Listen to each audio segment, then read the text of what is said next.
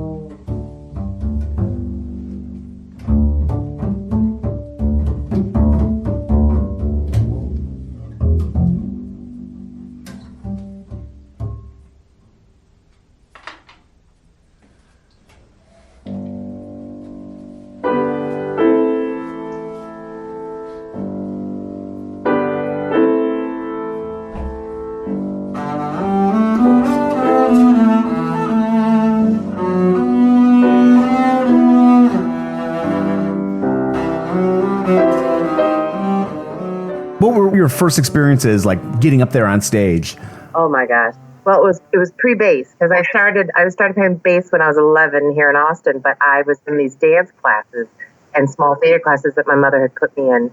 And I remember being in the Monster Mash, and I must have been like 7 years old, and we were on television. I have just distinct, fantastic memories of just loving every second of performing, not only with my troupe, but knowing that I was going to be on TV and my grandmother was going to see me.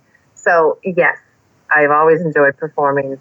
I think that it wasn't musical theater. It was just theater that I did in high school, on a regular basis, doing some semi-dramatic, I think we tried to do some Tennessee Williams. I think that there are high school editions that are like Cliff Notes of Tennessee Williams and some like the Glass Menagerie. But then towards the end of high school, I did do a little bit of musical theater. We did West Side Story when I was a junior, and I was in drag. I played Diesel, one of the Jets, and that was fun. But that desire to be on stage all the time, had sort of always been there. And then when bass came along, and there was always that, oh, there's, the biggest instrument, and I was tall for my age. And so I never blended in. I was always sort of sticking out. And there's a part of me that, enjoys that. I don't want to blend in. I mean, blending is bland.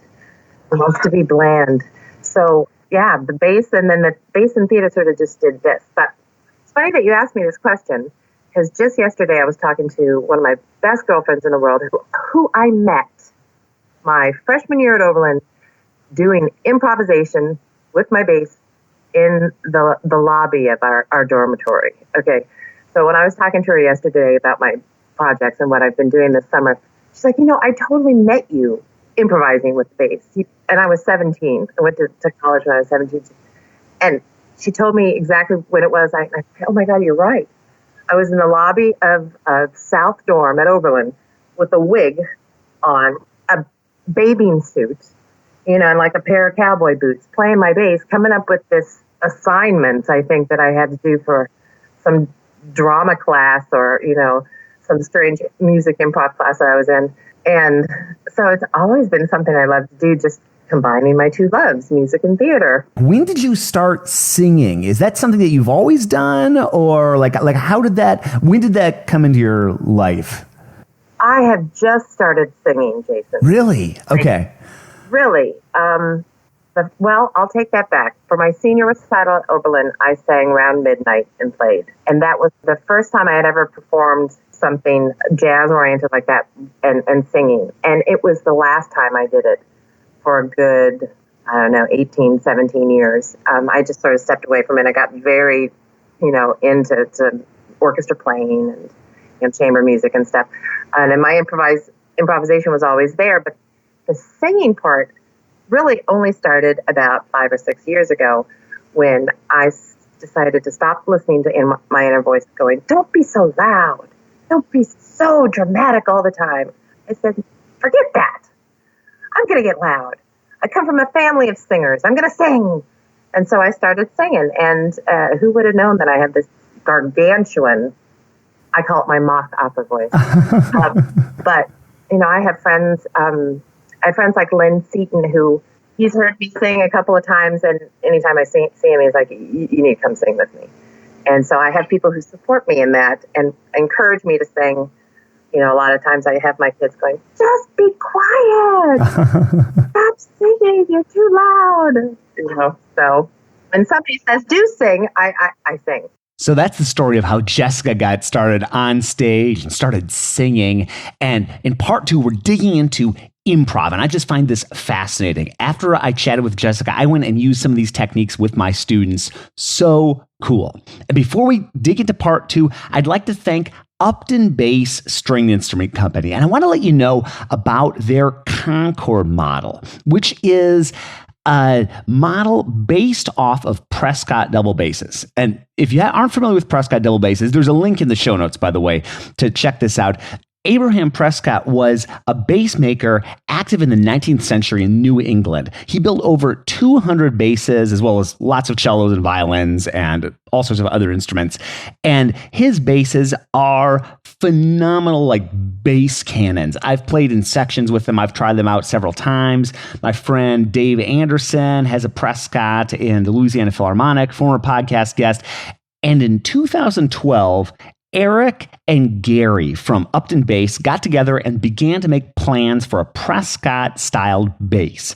So they combined the classic Prescott double bass pattern with modern ergonomics. And the goal was to create a classic, handcrafted, New England-style instrument. So this bass is Upton's first truly authentic double bass model, the Concord. And they've got beautiful sloping shoulders, similar upper bouts to the Gary Carr Upton double bass. And then Bussetto corners, Prescott F-holes. These are special F-holes. They're very cool. Flat maple back and sides, deep ribs, and a deluxe spruce top. So this bass comes as a 3/4, but it can also be built as a 7/8 or even a full size as well.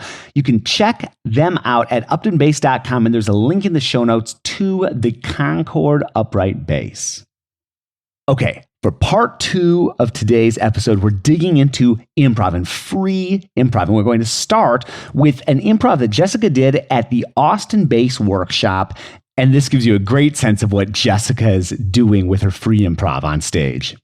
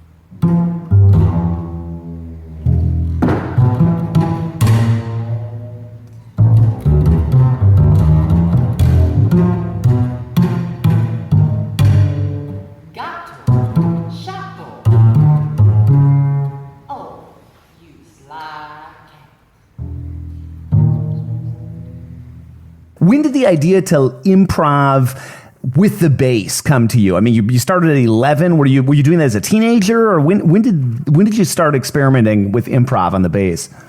Well, when I started playing bass, my mother was married to a percussionist, a Latin percussionist. So I would fall asleep to these, jam sessions, and playing conga, and bongos and all, his friends over singing Afro-Cuban chants and songs. And I had that influence when I was young, but also the very first technique books I had on the bass were bluegrass, like how to play bluegrass, because I was in Texas and I was drawn to that. I wanted to play some Southern music. So I think the mixture of those two cultures automatically instilled in me that the bass is not just one genre. The bass is in everything. The bass is, pervasive. How can you get around playing all these different kinds of music? Well, you have to develop your ear. You have to develop your sense of rhythm. And you have to be able to play from this honest space that is not always on the page. So, tying that all together, improvisation is, the bass is the most perfect instrument for improvisation. And then, of course, you throw in words, singing, physical movements, the body as an instrument in addition to having the bass. It's endless. The possibilities are endless. I like to get the audience to think a little bit too, and throw in maybe a political reference or, an issue that, is close to my heart or that's weighing on me, what's going on in Syria or racism in America. I touch on these things, and a lot of it, when I do it, depends on my audience, because I can have a G-rated show. Absolutely. I'm very good at that. But then I can really go on the other side of the spectrum, and I can talk exactly about what I need to say, and it could have some cuss words in it. It could be, really raucous and, sexy. So I've got all of those degrees, and so much of it depends on my audience. Okay, Jessica shares this story, and I love this. This is a story about a special somebody in the audience that came up and gave her what, in my book, is kind of the highest compliment possible for someone who's doing a free improv. I have a quick little story about, off-the-cuff improvisational. I think it was 2 TCU festivals ago. I played almost an entire Bottesini program, and Gary Carr happened to be in the audience. I think I spiced it up a little bit with, I did some Versichetti, and of course I did 2 improvs. But afterwards, he comes up to me, he's like, Jessica, I loved that. I loved your show. Can I see the music to that third piece that you did? And I said, oh, no, I'm sorry, Gary. It's that way. It's far, far away. It was completely improvised. And he really sort of looked at me like, that can't be, But it was. And he's like, wow, it was. It was. And I can even convince Gary Carr that, maybe it should have been a pre-existing piece, that, it had structure, it had depth, and it grabbed him in some way. That's what I like to do, grab you, get that visceral, reaction to something. You mentioned that sometimes you put a title on the program, and it's really just a frame for what you'll end up improvising, and you have the different. So, like, what's an example of a title that you have used or might use? Yes. Well, this summer I did, and I've been feeling pretty confident about my improvs. I actually ended a recital with an improvisation this summer, and I titled it Spice. Nice. I like that. Yeah. Yep. And I had to keep it G, maybe PG, but it could have been about anything. It could have been about the spice of life. It could have been about, actual spices, which it turned out to be. I imagined my spice rack in my house, and I took a couple of different musical motifs that I repeated, and I spoke the words, and I used the syllables of the words in different places. And then in the middle, I took one particular spice, which is one of my favorites right now, is turmeric, and I just gave it this huge operatic motif. And I repeated it with my bow, and we ended on the same note. My bass and I, ended on the same note, and I went a little bit further with that and incorporated some colors into the words of the spices, and then wound it down, with thinking about the sprinkle of cinnamon on top of the cappuccino or something, and putting the bow screw in between the strings right at the bridge. So it just sort of tied it all together, ended with the rhyme, spice is nice, sort of putting the period on it. So that's just an example. What's also very cool to me is that Jessica's teaching improv to groups. And there's a video that's linked up to with a flute player, a percussionist, and a viola player doing a group improv. I watched this before we chatted, and I had some questions about this. So we dig into the topic of group improv and how to teach that kind of thing. I love that you're creating the structure to your improvisation, like even as you're describing it, right? Like beginning, middle, and you're going these different directions, and you end it out. And I love seeing you work like that one video, and I'm sure you do this all the time with these kids, right? Teaching like these young people improv, how do you get them out of their shell? I mean, I'm just imagining like the flute player in that one video I was watching, like getting them to just like experiment with air and like different sounds. I think that one particular improv I saw, you started just by the violist started by shuffling their foot. I think that's how it started. How do you teach that to young people in maybe a group setting like that? Well, that's a great question. I think that it first depends on creating a safe space. So you can't just sort of throw out your ideas to the ether that's around the kids. You really have to have a connection with the kids. So it's good to see each of the kids, look at them, know their names, see who's responding and who's not responding, and you can give attention to that. So you have to have this almost intimacy with the group. So I like to work with smaller groups because of that. And then you start with something simple, very, very simple, an expression of something. Like swatting the fly. And are you happy swatting that fly? Are you mad? How long has that fly been around? So you get them with humor, you get them with situations that they've been in, and then you can take it from there and get a little bit more technical.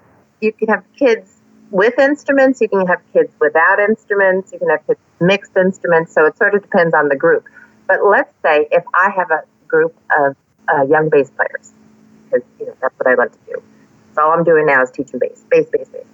And you want to go with something that they're familiar with. Depends, G. Go a little bit further, add a couple more notes on that G, and before you know it, you're playing a pentatonic scale, whether you're in the lower position or if you're at the neck in third position, or if you're in thumb position, if you go up, sixth position, you can go all over the instrument and get a pentatonic scale pretty easily. So once a lot of these kids even learn the pentatonic scale, their eyes light up, like, that's so beautiful. I say, doesn't it sound a little maybe Chinese style? Or look, you can turn it around and it sounds like it's from Eastern Europe. Oh, this, you can connect with the kids culturally just through 5 notes sometimes. So once you've established that, you want to put in some rhythm. So let's say I've got 30 minutes with these kids. I want these kids to be playing and improvising for 28 of those minutes, right? So whether it's with the bass, or if it's with the bow, or if it's with their voice, I want them to be engaged. So I'll do what I call a guided improv. And we'll take those notes. I'll play a rhythm on any of those notes. Random, low E, high G, any of those 5 notes of the pentatonic scale. And I'll say, play with me. And so they mimic, call it the mimicking rhythm. And we'll continue that. And through the guided, my vocalizations going, okay, long bows, we play long bows all on different notes. We have somebody up on the high G, we have somebody down on the low E. So these chords, you can't play a wrong note. So automatically the kids are listening, they're feeling this like blanket of sound, because that's what I'm wanting to create. And then we'll go from there, and I'll have the kids do dialogues between, each of them using the same notes. We talk about how to put emotion into the notes. We talk about how to put dynamics, just so many different things about that you and I know about being a musician that an 8-year-old or a 12-year-old, hasn't had this experience. And so I want them to walk away going, that was fun. And wow, I don't need to wait till my next group class to do something. I can do this at home. I can do it with, spoons in the kitchen. I can incorporate it into their daily life, because that brings joy. So my mind immediately went, as it often does, to how can I do this in a lesson setting? That's what we dig into next. I've got my 30-minute lesson coming up, right, with my student, or 45-minute lesson or whatever. And I'm working through the Vance books. I like those books. And then I want to work on improv with them too in the lesson, right? Like, do you do that every week with a student in a lesson? Do you do it once in a while? How does that work for you? I actually try to do it every week. I do. And the younger you get them doing that, the more comfortable they're going to be, I think, in any situation as they get older. But I'll start with something simple like playing the bass line to shorten and singing it. That's not necessarily improv, but you're using 2 sides of your brain. You're singing, you're playing, you're moving, you're having to do 2 different things. That sort of sets the stage to try something else. Instead of singing the shortened melody, why don't you sing a Jennifer melody, like your own melody, an Adrian melody, and that would be the next step. And then, of course, any bass player's got to learn how to play bass line. So I talk about, real simple chord changes and blues forms with the kids pretty early on. I have been teaching at the Girls' School of Austin for the last 8 years, but I let my position go so I can focus all on bass. But I am remaining there as the bass instructor. And so I have this after-school bass program where I've got bass players who are 8 years old, and then the oldest is 14. I think this year we're going to have maybe 9 or 10 players there in the program. But it really doesn't matter how well you play the bass. At this point, you can walk a bass line. And you wouldn't be still playing the bass if you couldn't go boom, boom, boom, boom, boom, boom, just you wouldn't be playing it. There's always improvisation around a bass line. But I think it's also important to be vocalizing when you're playing that bass line as a youngster. So I do a lot of that. I love how Jessica weaves teaching improv just into the regular course of events. And something that we talked about that I find so fascinating and so helpful is how to get students to put emotion in from the get-go into whatever they're playing. If you wait for it to be like the final layer on the cake or the frosting on the cake, it just never seems to happen. So how do you get people to focus on emotion from the get-go? That's what we finish up this second part with. What are some of the strategies you use to get these kids to put emotion into notes? Well, when we're talking about working off of a page. I think it's pretty important to actually have music memorized that you're not disconnecting yourself from your emotions. Because really, whether you're playing pre-existing music or you're improvising, you need to have this personal connection with the music in order to emote, in order to actually have connection with your audience, right? So I think that's pretty important. So if it's twinkle or if it's arpeggione, I think memorization is very, very important. So once you have it memorized, you can play it your way. I'm very strong on people having their own interpretations of things. Like, I think it's great to listen to people's recordings. I get so much from listening to other bass players, and I will always listen to other bass players. But that's not going to dictate how I do something. It may inspire me to do something, but it's not going to dictate it. So I think very strongly in my teaching, I want the kid to have their own voice. So we talk about not only the style, the musical style of the piece, but the story. And, I dig on my theater improv and go, don't you see that this is a storm? This is a storm, and the captain is scared, And so it's going to be tense. It's going to be fast. So there's the story that I think is really at the forefront, because you're communicating with your audience. You want them to feel, the storm, and then the calmness after the storm.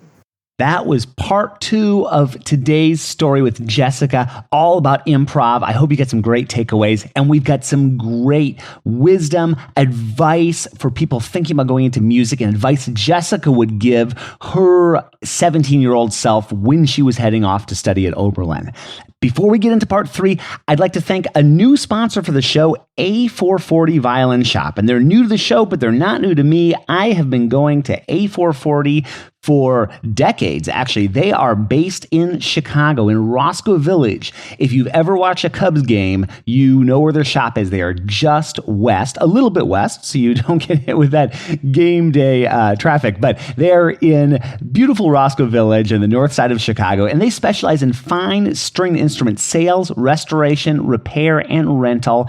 And I have had them do all of those things for me personally and for students. I've had so many students pick up basses at A440, rental basses, and then when they're ready to purchasing either a student level instrument or a fine pedigree instrument. They've been in Roscoe Village for over 20 years, and they're committed to fairness and value. So they've satisfied customers locally, nationally, and internationally. Clients include major symphony orchestra players, chamber music players, students, amateur adults, jazz musicians, commercial musicians, university music faculty, and public school teachers. I've recommended them for years. They are great. They're a great supporter of events in the bass community. They've supported the Chicago Bass Festival for years and years, the Double Festival that the Chicago Youth Symphony puts on. They're great folks, and you can check them out online at A440violinshop.com. And I would like to give a shout out to the Bass Violin Shop, Bob Bierman's Bass Violin Shop, who have been wonderful supporters of the podcast. And if you're looking for a bass rental, if you're in the Southeast and you're looking for a rental, and that could be for a seasoned musician or a first timer, if you're just looking to start playing the bass, or if you're traveling through with a group and you need a bass for a festival or workshop, you can call the Bass Violin Shop or go online and get in touch and get set up with that rental instrument. That website is bassviolinshop.com.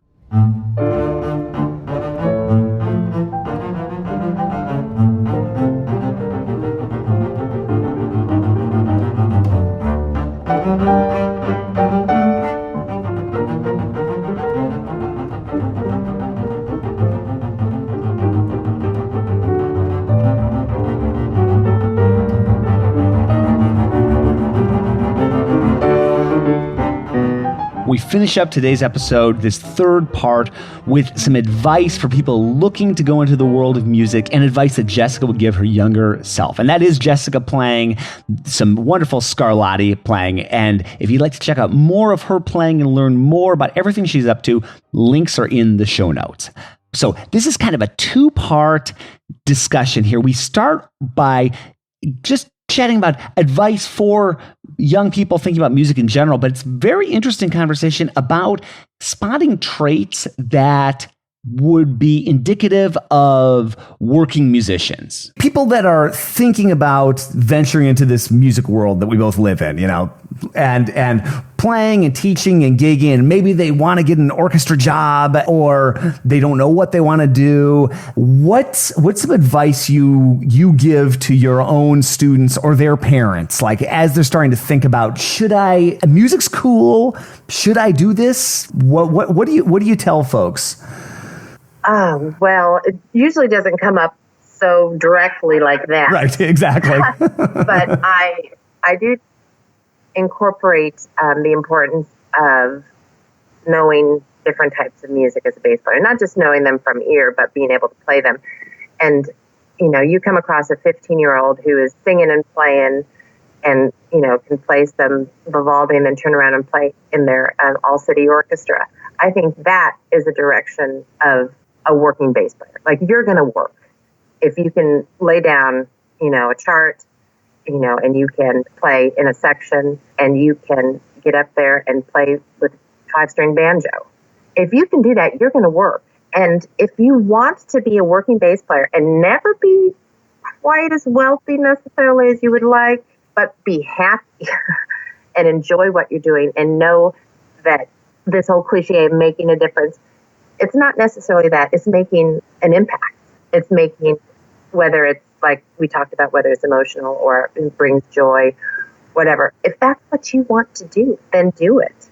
But you really do need to be versatile across the board, unless you're just high-powered, virtuosic, you can play absolutely, anything, orchestrally, solo-wise and such. You probably have a different direction. But that doesn't mean that those high-powered kids that are winning all the orchestral jobs these days, not saying that it's not important for them to be able to play, your honky-tonk or your rock and roll, because we're bass players and our roles are everywhere.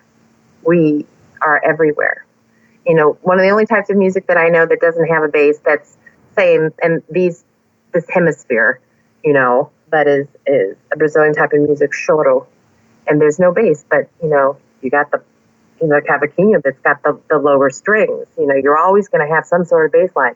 Maybe not a bass instrument, but there's going to be a bass line. So you're going to work. If you want to play the bass and you can lay down a line and make a beautiful sound with your bow, and always want to be better too. Always want to be better than yourself.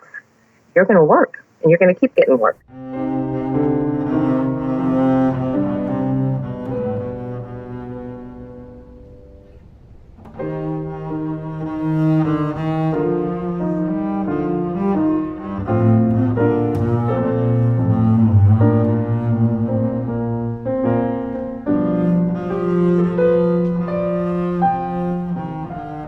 If you could give, like, we could say 17-year-old Jessica heading off to Oberlin some advice, what might you offer yourself? I didn't really learn how to practice efficiently until I was in my early 20s. I was one of those players, those young players that I could just pick up the bass and play it. But the actual practicing didn't come in until I studied with Don Palma at Manhattan School of Music. And Homer Minch scared me. I had him for a year, and he scared me so much that I knew I had to practice. But Don Palma taught me how to practice. And I would say to my younger self, either going into my undergrad or coming out of my undergrad, practice more and do it slowly. You don't need to practice quickly. You can do things slowly, and actually your motor skills and your ear develop better the slower that you play. I have all ages of students. I think my youngest is 7 now. My oldest is in his 50s. And each of them, I always come back to playing slowly, creating that beautiful sound, whether it's with the fingers, or if it's with the bow, or if it's just with how you stand with the instrument. Make something beautiful.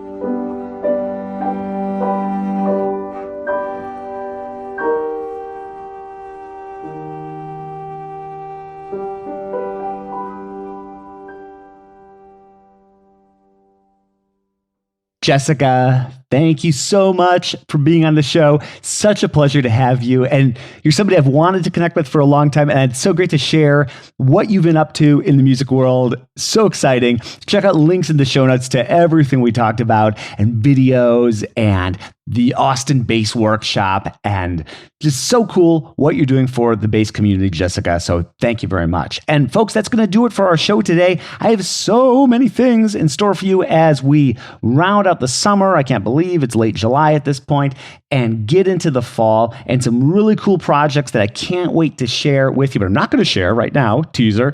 I have some great new things I'm really looking forward to for the fall, some really interesting new directions, not necessarily in terms of the podcast, so I'll be talking about on the podcast, but are you in suspense? I hope so.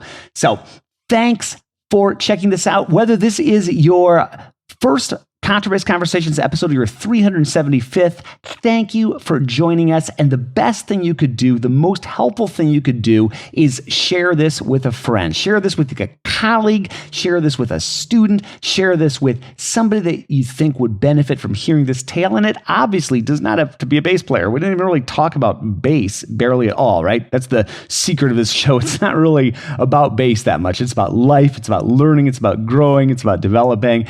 And that's what's so exciting to me about connecting with people like Jessica that continue to grow and develop and evolve as musicians. I'd love to hear from you. Feedback at contrabassconversations.com will put you in touch with me, and I answer each and every email I get. It might take me a few days, but I will get back to you, and I love hearing from people. If you don't have our app, it is free. It's for Android, iOS, Kindle even. It's been newly redesigned, and there's actually some new stuff coming for it down the road here in the fall. So I'm excited about that. More details on that. And you can find that at contrabassconversations.com/app. Thanks again for tuning in, and we will see you again soon for more life on the low end of the spectrum.